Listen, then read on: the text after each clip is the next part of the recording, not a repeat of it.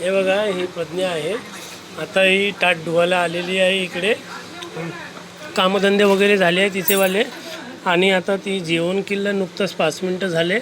तिला माहिती नाही जीवाची एवढी सर्दीच खूप जास्त येते. उन्हाळा राहो, हिवाळा राहो, पावसाळा राहो, तिचं जेवण झालेलं आहे. आता सर्दी पुसली तिने. आता ती जेवणाचं ताट वगैरे धुवत आहे आपल्याला. हे बघा आमच्या इकडे किती ऊन तपत आहे. हे बघा, इकडे आमच्या घराच्या मागच्या साईड आहे, किचनच्या मागच्या साईड.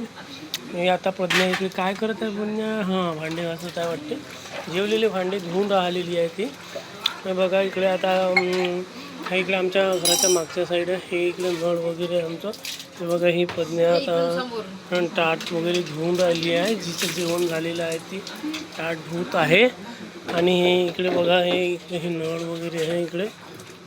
हे बघा इकडे ताट वगैरे धुतलं आहे तिने. आता हे बघा, आम्ही फ्रीजचं पाणी नाही पित.